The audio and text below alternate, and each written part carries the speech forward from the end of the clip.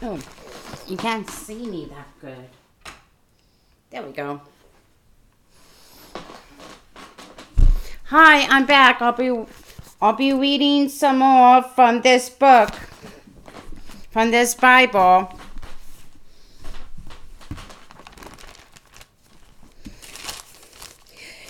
Genesis chapter 30. When Rachel saw that she wasn't having any children, she became jealous of her sister. Get me children or I will die, she exclaimed to Jacob.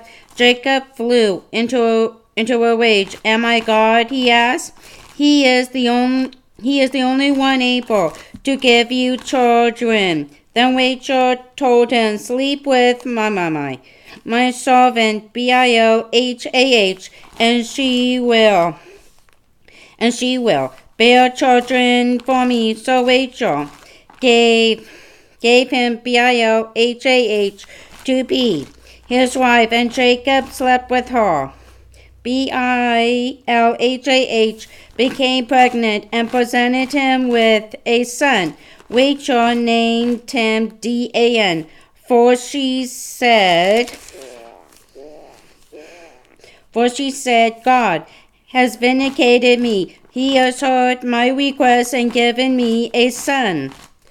Then Bilhah became pregnant again and gave Jacob a second son. Rachel named him Naphtali, for she said, I have had an intense struggle with my sister, and I am winning. Meanwhile, Leah realized that she wasn't getting pregnant anymore, so she gave her servant Zilpah to Jacob to be his wife. Soon Zilpah presented him with another son. Leah named him Gad, for she said, how fortunate I am. Then Zilpah produced a second son, and Leah named him Asher, for she said, what joy is mine. The other woman will consider me happy indeed. One day during the wheat harvest, Reuben found some mandrakes growing in a field and brought the roots to his mother Leah. Rachel begged Leah to give some of them to her, but Leah angrily replied, Wasn't it enough that you stole my husband? Now will you steal my son's mandrake roots too? Rachel said, I will. Let him sleep with you tonight in exchange for the mandrake roots. So that evening, as Jacob was coming home from the fields, Leah went out to meet him. You must sleep with me tonight, she said. I have paid for you with some mandrake roots my son has found. So Jacob slept with her, and God answered her prayers. She became pregnant again and gave birth to her fifth son. She named him Issachar, for she said, God has rewarded me for forgiving my servant to my husband as a wife. Then she became pregnant again and had a sixth son. She named him Zebulun, for she said, God has given me good gifts for my husband. Now he will honor me, for I have given him six sons. Later she gave birth to a daughter and named her Diana. Then God remembered Rachel plied and answered her prayers. By giving her a child, she became pregnant and gave birth to a son. God has removed my shame, she said, and she named him Joseph, for she said, May the Lord give me yet another son. Jacob's wealth increases. Soon after Joseph was born to Rachel, Jacob said to Laban, I want to go back home. Let me take my wives and children, for I have on them from you, and let me be on my way. You know, I have fully paid for them with my service to you. Please don't leave me, Laban replied, for I have learned by the visitation that the Lord has blessed me, because you are here. How much do I owe you? Whatever it is, I will pay it. Jacob replied, You know how faithfully I have served you through these many years, and how your flocks and herds have grown. You had little indeed before I came, and your wealth has increased enormously. The Lord has blessed you from everything I do. But now, what about me? When should I provide for my own family? What wages do you want? Laban asked again. Jacob replied, Don't give me anything at all. Just do one thing, and I will go back to work for you. Let me go out among your flocks today and remove all the sheep and goats that are speckled or spotted along with all the dark-colored sheep. Give them to me as my wages. This will make it easy for you to see whether or not I have been honest. If you find in my flock any white sheep or goats that are not speckled, you will know that I have stolen them from you. All right, Laban replied, It will be as you have said. But that very day Laban went out and removed all the male goats that were speckled and spotted, the females that were speckled and spotted with any white patches, and all the dark-colored sheep. He placed them in the care of his sons, and they took them 3 days distance from where Jacob was. Meanwhile, Jacob stayed and cared for Laban Potiphar's flock.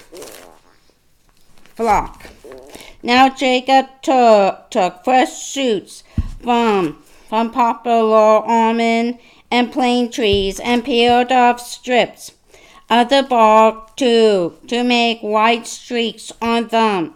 Then he set up these peeled branches beside the watering troughs, so Laban Potiphar's flocks would see them as they came to drink, for that was when they mated. So when the flocks mated in front of the white streaked branches, all of their offspring were streaked, speckled, and spotted. Jacob added them to his own flock, thus separating the lambs from Laban and Potiphar's flock. Then at mating time he turned the flocks toward the streaked and dark-colored rams in Laban and Potiphar's flock.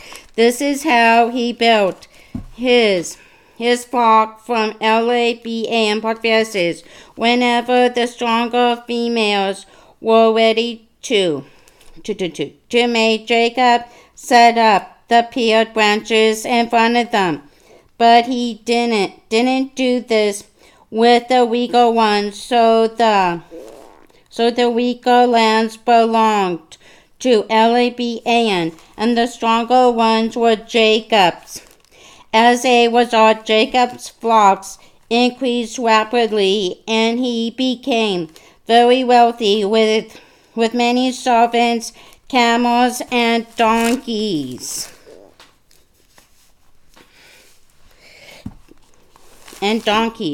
Genesis chapter 31. Jacob flees from Laban, but Jacob soon learned that Laban and Potiphar's sons were beginning to grumble. Jacob has robbed our father, they said.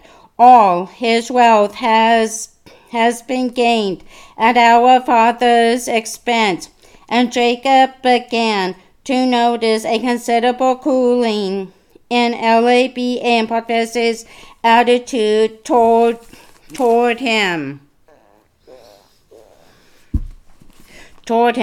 Then the Lord said to Jacob, "Return to the land of your father and grandfather and to your relatives there, and I will be with you." Jacob called Rachel and Leah out to the field where he was watching the flocks, so he could talk things over with them. "Your father has turned against me and is not treating me like he used to," he told them. "But the God of my father has been with me. You know how hard I have worked for your father, but he has tricked me, breaking his wage agreement with me again and again. But God has not allowed him to do me any harm. For if he said the speckled animals were mine, the whole flock began to produce speckled lambs. And when he changed his mind and said, I could have the streaked ones, then all the lambs were born streaked. In this way, God has made me wealthy at your father's expense.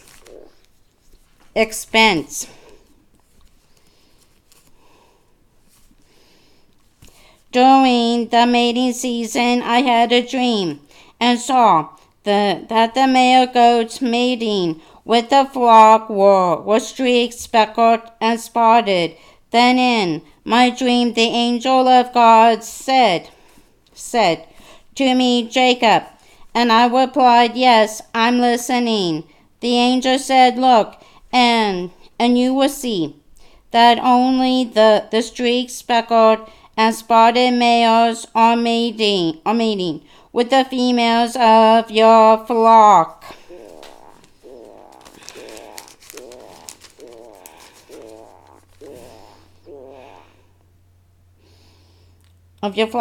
For I have seen all that Laban has done to you.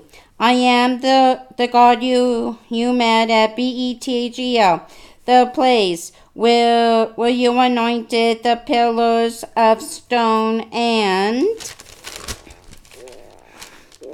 and made a vow to serve me. Now leave this country and return to the land you came from. Rachel and Leah said, "That's fine with us. There's nothing for us here. None of our father's wealth will come to us anyway. He has reduced our rights to those of foreign women. He sold us, and what he received for us has disappeared. The riches God has given you from our Father are legally ours, and our children's to begin with.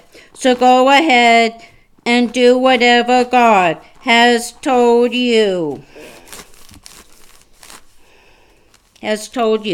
So Jacob put his wives and children on camels. He drove the flocks in front of him. All the livestock he had acquired at Paddan-aram, and set out on his journey to the land of Canaan, where his father Isaac lived. At the time they left, Elibaan was some distance away, shearing his sheep. Rachel stole her father's household gods and took them with her. They set out secretly and never told Elibaan they were leaving. Jacob took all his possessions with him and crossed the Euphrates River, heading for the territory of Gilead.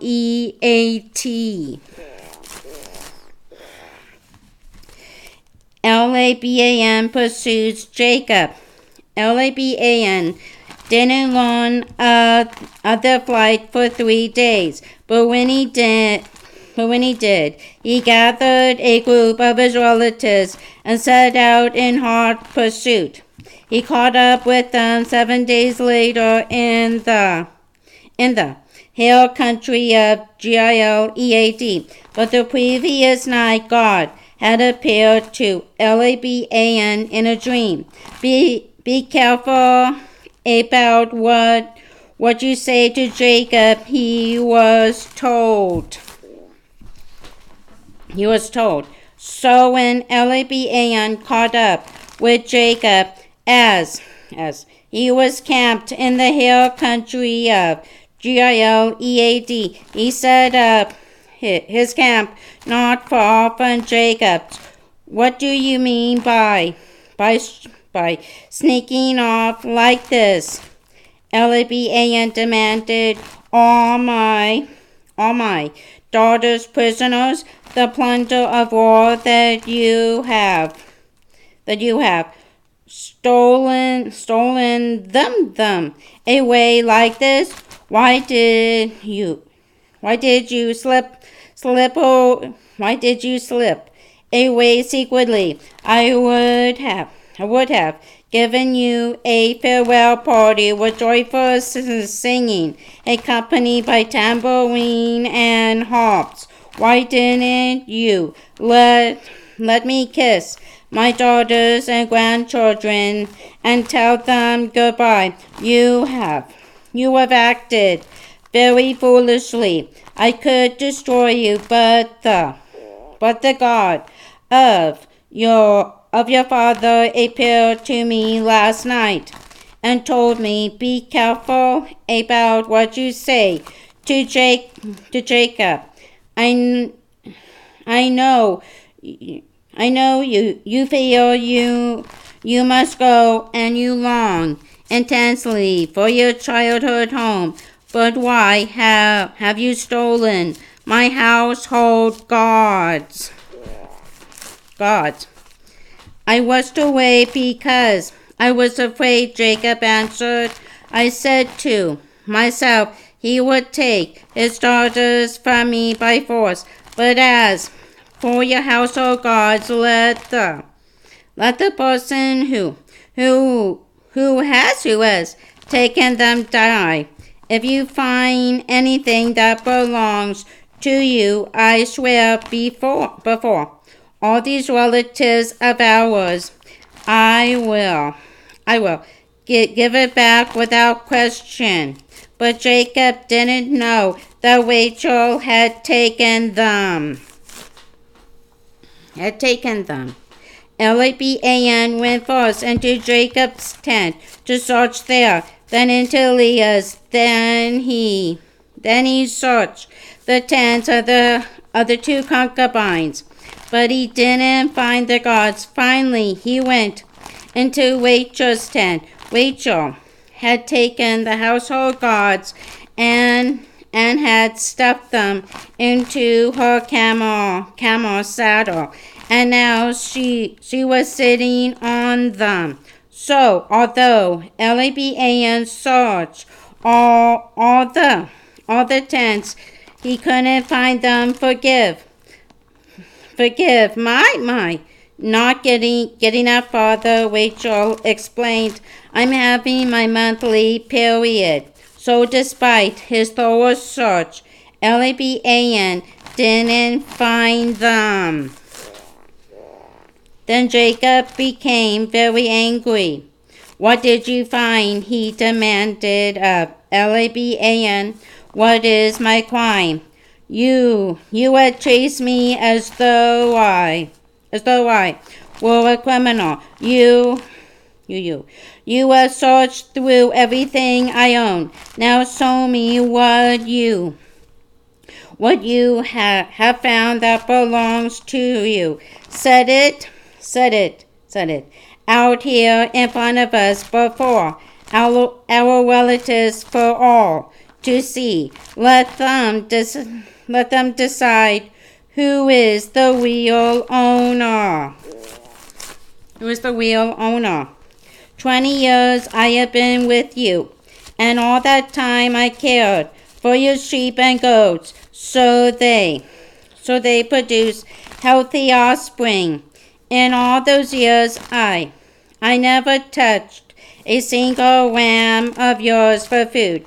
If any were attacked and killed by wild animals, did I show them to you and ask you to reduce the count of your flock? No, I took the loss. You made me pay for every animal stolen from the flocks, whether the loss was my fault or not. I worked for you through the scorching heat of the day and through the cold and sleepless nights. Yes,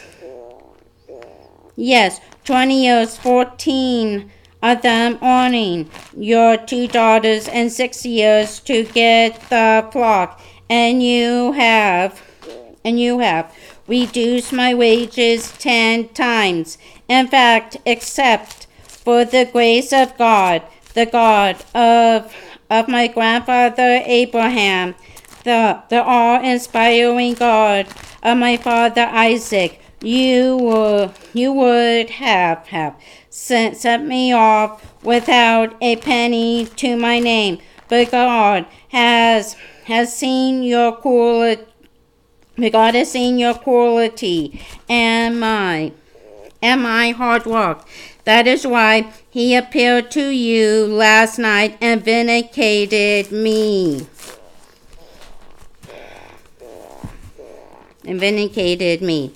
Jacob's treaty with Laban. Then Laban replied to Jacob, these women are my daughters, and these children are my grandchildren, and these flocks and all that you have, all are mine. But what can I do? I do now to my own daughters and grandchildren. Come now, and we will make a peace treaty, you and I, and we will live by its terms. So Jacob took a stone and set it up as a monument. He also told his men to gather stones and pile them up in a heap. Jacob and Eleban then sat down beside the pile of stones to share a meal. They named it Witness Pile, which is Jegarsadutha in Laban Potiphar's language, and Galeed in Jacob's.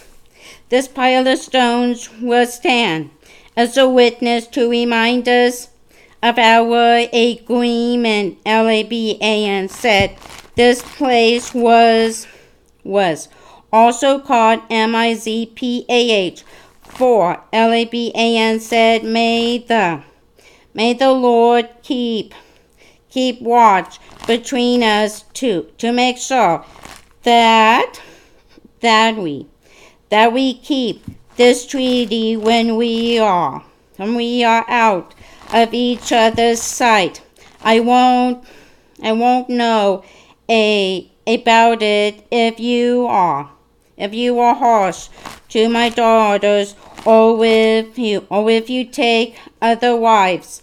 But God will see it. This heap of stones and this pillar stand between us as a witness of our vows. I will not cross this line to harm you, and you will not cross it to harm me. I call on the God of our ancestors, the God of your grandfather Abraham, and the God of my grandfather Nahor, to punish either one of us who harms the other.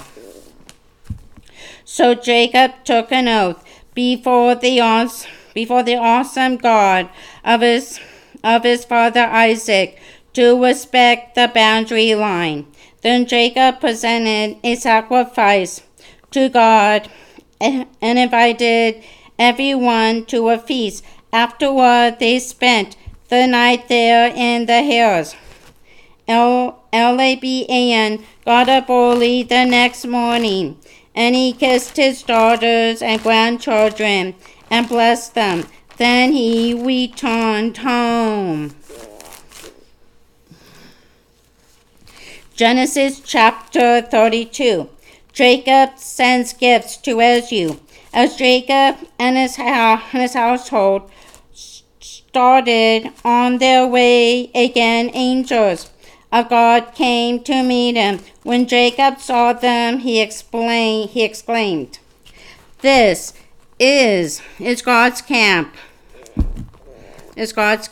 So he named the place Mahanaim.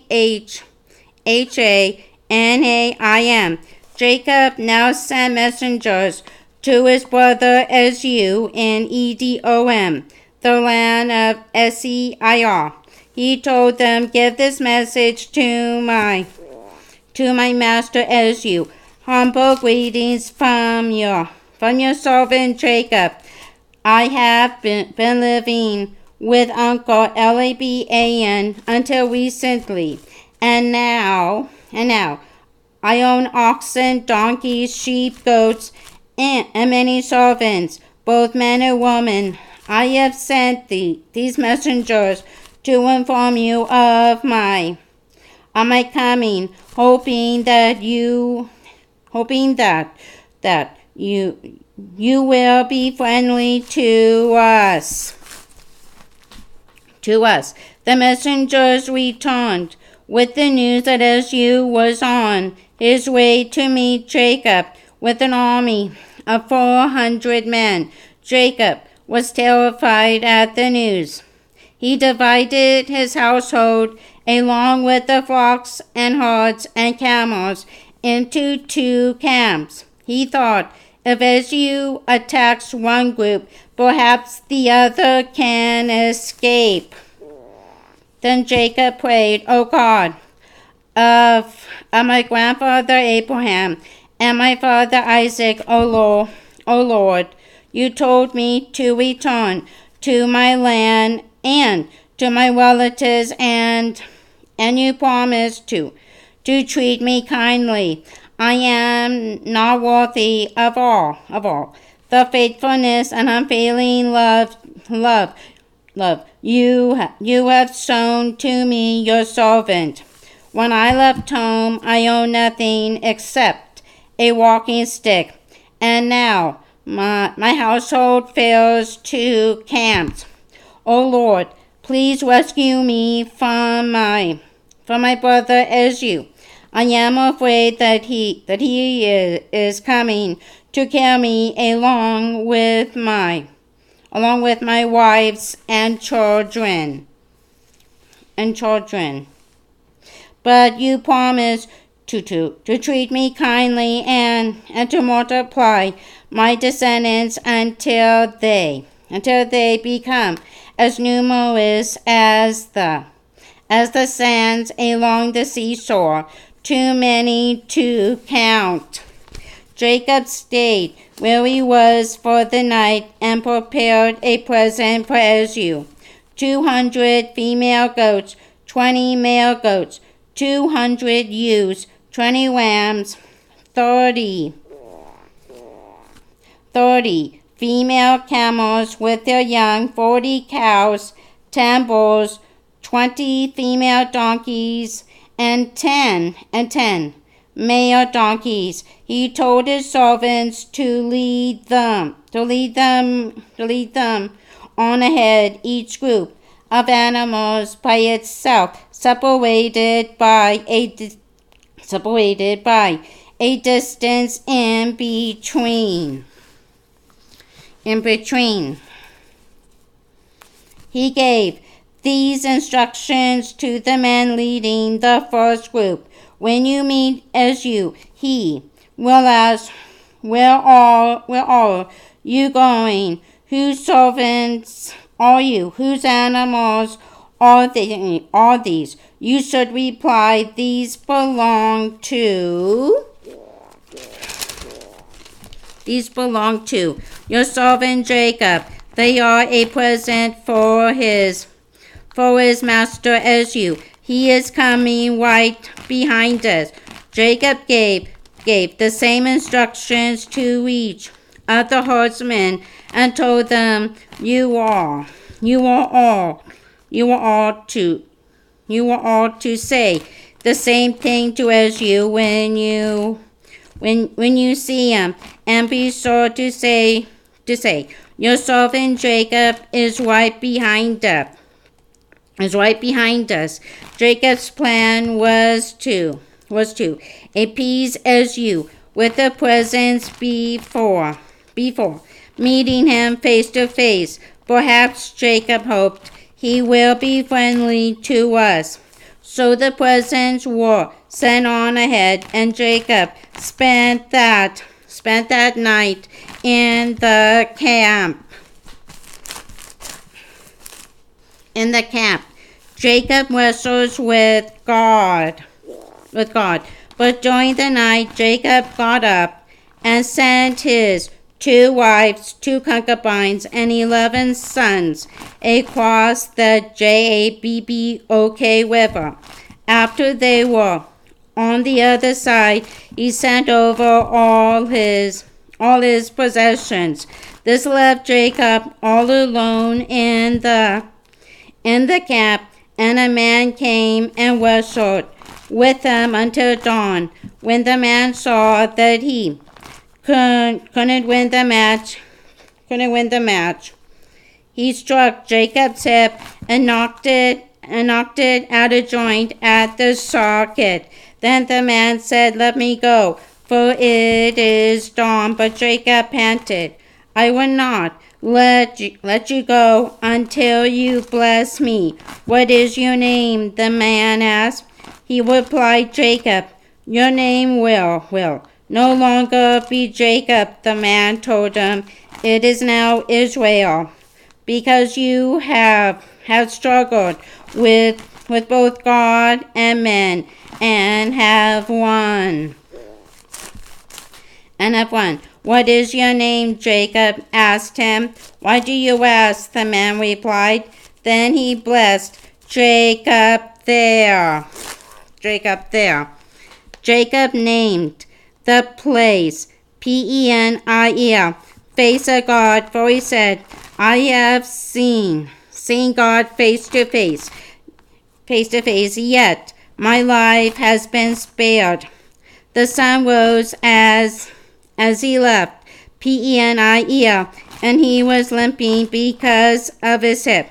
That is why, even today, the people of Israel don't eat meat from near the hip in memory of what happened that night. Amazing facts. Did you know that a man once wrestled with an angel? Jacob wanted a blessing from God. An angel visited his camp, and they wrestled all night long. But Jacob wouldn't let go until he got his blessing. See Genesis chapter 32, verses 22 to 32. The angel also gave him a new name, Israel. God also wants his people today to stay close to him. You probably won't have to wrestle an angel, but like Jacob, you should cling to God and look to him for blessings in life. Genesis chapter 33. Jacob and Esau make peace. Then in the distance Jacob saw Esau coming with his 400 men. Jacob now arranged his family into a column with his 2 concubines and their children at the front, Leah and her children next, and Rachel and Joseph last. Then Jacob went on ahead. As he approached his brother, he bowed low 7 times before him. Then Esau ran to meet him and embraced him affectionately and kissed him. Both of them were in tears. Then Esau looked at the woman and children and asked, Who are these people with you? These are the children God has graciously given to me, Jacob replied. Then the concubines came forward with their children and bowed low before him. Next Leah came with her children, and they bowed low. Finally Rachel and Joseph came and made their bows. And what were all the flocks and herds I met as I came, as you asked? Jacob replied, They are gifts, my lord, to ensure your goodwill. Brother, I have plenty, as you answered. Keep what you have. No, please, accept them, Jacob said. For what a relief it is to see your friendly smile. It is like seeing the smile of God. Please take my gifts, for God has been very generous to me. I have more than enough. Jacob continued to insist, so as you finally accepted them. Well, let's be going, as you said. I will stay with you and lead the way. But Jacob replied, You can see, my lord, that some of the children are very young, and the flocks and herds have their young too. If they are driven too hard, they may die. So go on ahead of us. We will follow at our own pace, and meet you at Seir. Well, as you said, at least, at least, at least, let me leave some of my men to guide and protect you. There was no reason for you to be so kind to me, Jacob insisted. So as you started back to Seir that same day, meanwhile Jacob and his household traveled on to Succoth. There he built himself a house and made shelters for his flocks and herds. That is why the place was named Succoth. Then they arrived safely at Sachem in Canaan, and they set up camp just outside the town. Jacob bought the land he camped on from the family of Hamor, Shechem, Potiphar's father, for 100 pieces of silver, and there we built an altar and called it Elrohe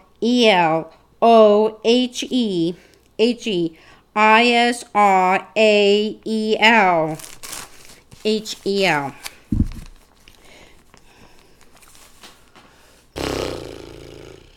Okay.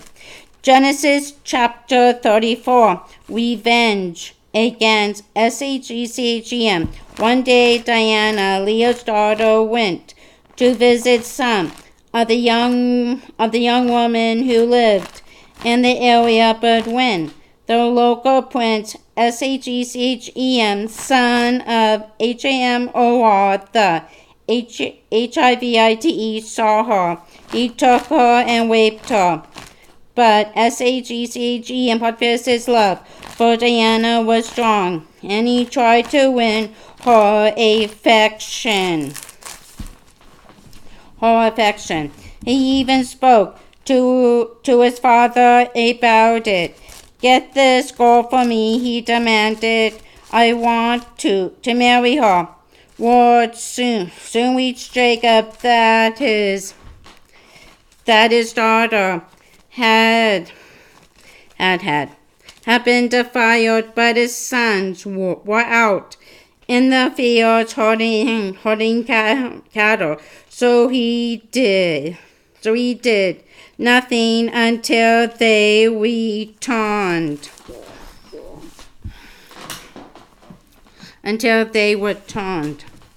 Meanwhile, Hamor, Shechem, Potiphar's father, came out to discuss the matter with Jacob. He arrived just as Jacob's sons were coming in from the fields. They were shocked and furious that their sister had been raped. Shechem had done a disgraceful thing against Jacob's family, a thing that should never have been done.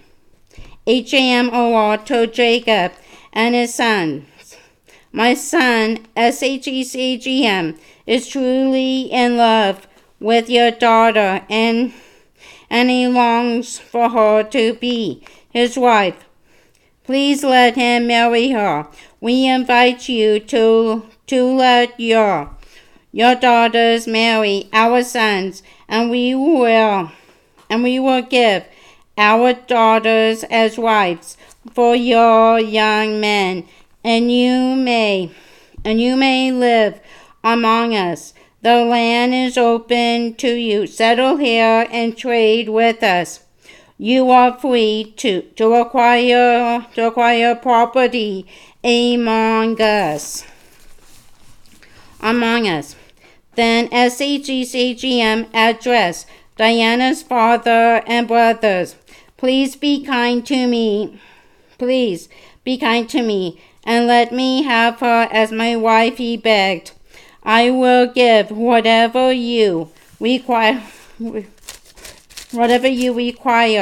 no matter what dowry or gift you demand. I will pay it.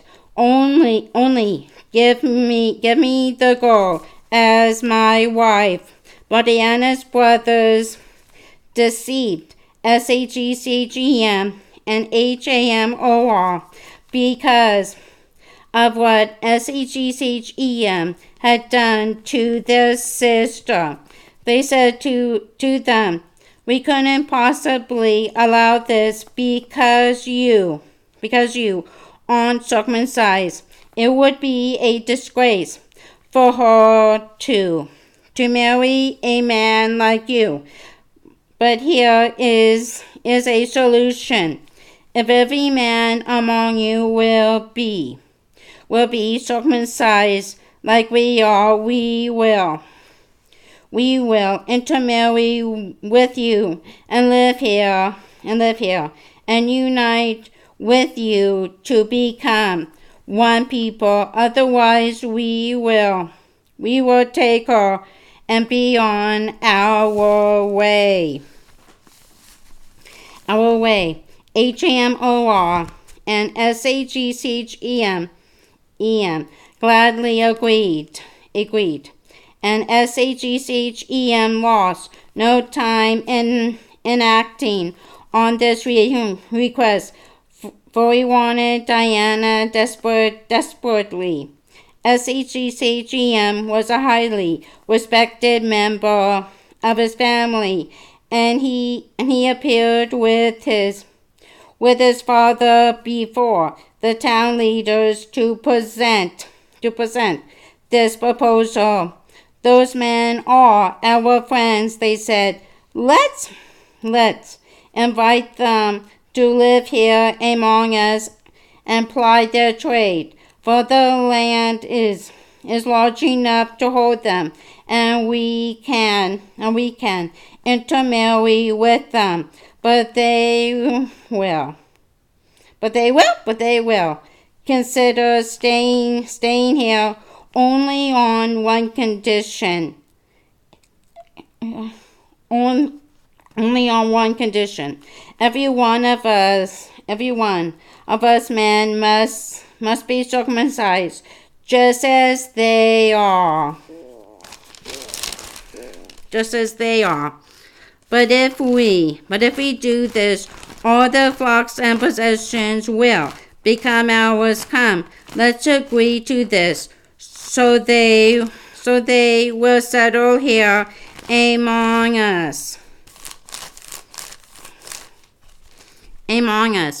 So all the men agreed and were circumcised. But 3 days later, when their wounds were still sore, two of Diana's brothers, Simeon and Levi,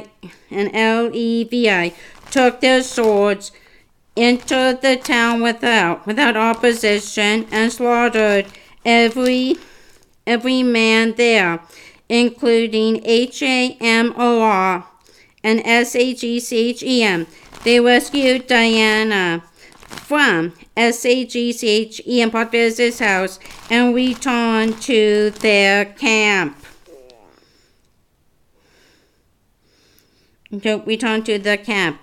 Then all of Jacob's sons plundered the town because the sister had been defiled there.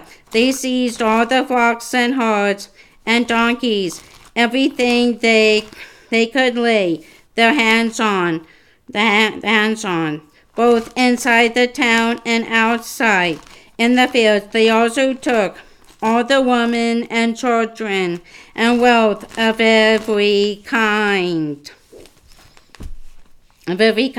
Afterward, Jacob said to Levi and Simeon, You have made me stink among all the people of this land, among all the Canaanites and Perizzits. We also serve you that they will that they will come and crush us. We will all be killed. Should he treat our sister like a prostitute? They retorted angrily.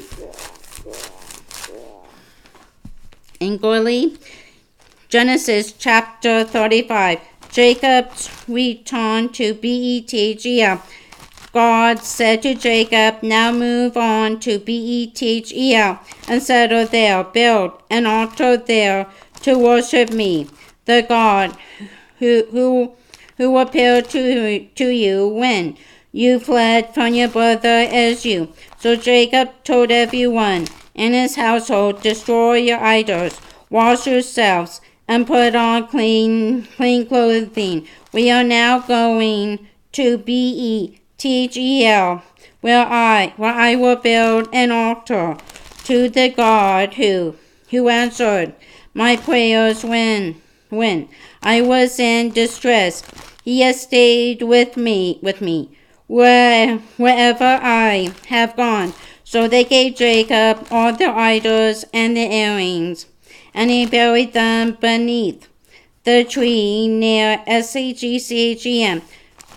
When they set out again, terror from God came over the people in all the towns of that area, and no one attacked them.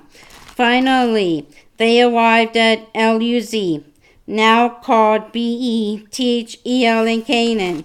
Jacob built an altar there and named it Bethel, because God had appeared to him there at Bethel when he was fleeing from Esau. Soon after this, Rebekah's old nurse Deborah died. She was buried beneath the oak tree in the valley below Bethel. Ever since the tree has been called the Oak of Weeping. God appeared to Jacob once again when he arrived at Bethel after traveling from Paddan Aram. God blessed him and said, your name is no longer Jacob. You are now be called Israel. Then God said, I am God Almighty. Multiply and fill the earth. Become a great nation, even many nations. Kings will be among your descendants, and I will pass on to you the land I gave to Abraham and Isaac. Yes, I will give it to you and your descendants. Then God went up from the place where he had spoken to Jacob. Jacob set up a stone pillar to mark the place where God had spoken to him. He then poured wine over it as an offering to God and anointed the pillar with olive oil. Jacob called the place Bethel, house of God, because God had spoken to him there. The deaths of Rachel and Isaac. Leaving Bethel, they traveled on toward Ephrath, that is Bethlehem. But Rachel's pains at childbirth began while they were still some distance away. After a very hard delivery, the midwife finally exclaimed, Don't be afraid. You have another son.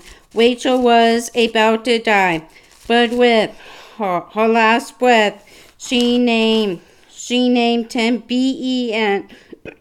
Benoni. The baby's father, however, called him Benjamin. So Rachel died and was buried on the way to Ephrath, that is Bethlehem. Jacob set up a stone monument over her grave, and it can be seen there to this day.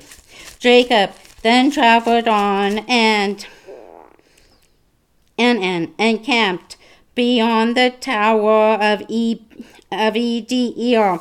While he was there, Reuben slept with Bilhah, his father's concubine, and someone told Jacob about it. These are the names of the 12 sons of Jacob. The sons of Leah were Reuben, Jacob's oldest son, Simeon, Levi, Judah, Issachar, and Zebulun. The sons of Rachel were Joseph and Benjamin. The sons of Bilhah, Rachel's servant, were Dan and Naphtali. The sons of Zilpah, Leah's servant, were Gad and Asher. These were the sons born to Jacob at Paddan-aram. So Jacob came home to his father Isaac in Mamre, which is near Kiriath-arba, now called Hebron, where Abraham had also lived. Isaac lived for 180 years, and he died at a ripe old age, joining his ancestors in death. Then his sons Esau and Jacob buried him. Genesis chapter 36. Descendants of Esau. This is the history of the descendants of Esau, also known as Edom. Esau married two young women from Canaan, Adah, the daughter of Elon, the Hittite, and Oholibamah, the daughter of Anah, and granddaughter of Zibeon, the Hivite. He also married his cousin Basemath, who was the daughter of Ishmael and the sister of Nebaioth. Esau and Adah had a son named Eliphaz. Esau and Basemath had a son named Reuel. Esau and Oholibamah had sons named Jeush, Jalam, and Korah. All these sons were born to Esau in the land of Canaan. Then Esau took his wives, children, household servants, cattle, and flocks, all the wealth he had gained in the land of Canaan, and moved away from his brother Jacob. There was not enough land to support them both because of all their cattle and livestock. So Esau, also known as Edom, settled in the hill country of Seir. This is a list of Esau's descendants. the Edomites who lived in the hill country of Seir. Among Eshu's sons were Eli, Phaz, the son of Eshu's wife, Adah, and Reuel, the son of Eshu's wife, Baasemath.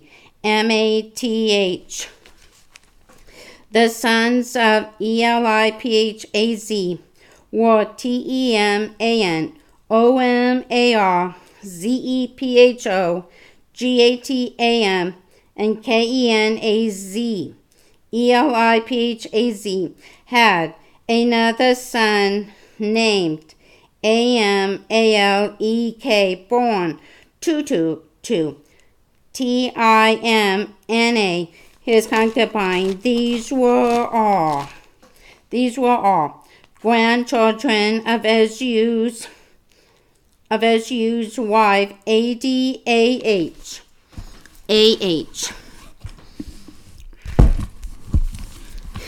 The sons of Reuel were Nahath, Zerah, Shammah, and Mizzah. These were all grandchildren of Eshu's wife Baasemath. Eshu also had sons through Olibamah,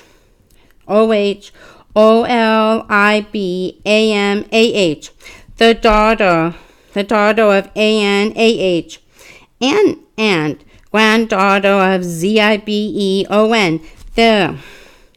Their names were Jeush, Jaalam, and Korah. Eshu's children and grandchildren became the leaders of different clans. The sons of Eshu's oldest son, Eli, Phaz, became the leaders of the clans of Teman, Omar, Zepho, Kenaz, Korah, Gatam, and Amalek. These clans in the land of Edom were descended from Eli, Phaz, the son of Eshu, and Adah, the sons of Eshu's son Reuel, became the leaders of the clans of Nahath, Zerah, Shammah, and Mizzah. These clans in the land of Edom were descended from Reuel, the son of Eshu, and Baasemath, the sons of Eshu, and his wife Olibamah,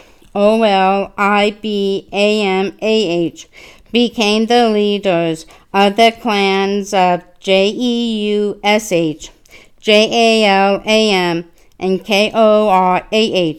These are the clans descended from Eshu's wife Olibamah,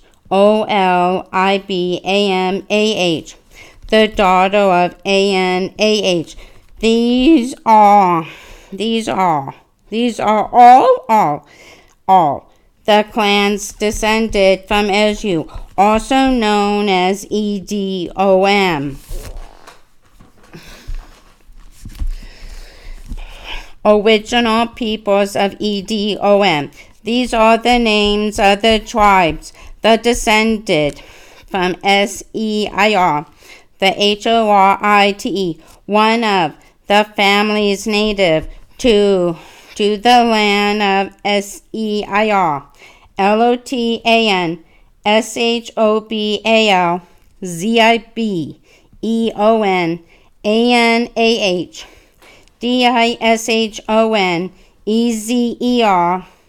and Dishan.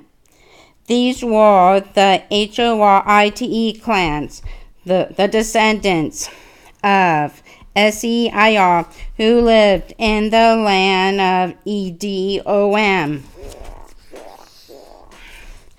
The sons of Lotan were Hori and Heman. Lotan, Potiphar's sister, was named Timna. The sons of Shobal were Alvan, Manahhath, Ebal, Shepho, and Onam. The sons of Zibeon were Aiah and Anah. This is the Anah who discovered the hot springs in the wilderness while he was grazing his father's donkeys. The son of Anah was Dishon, and Oholibamah was his daughter. The sons of Dishon were Hem, Dan, Esh, Ban, Ithran, and Keran.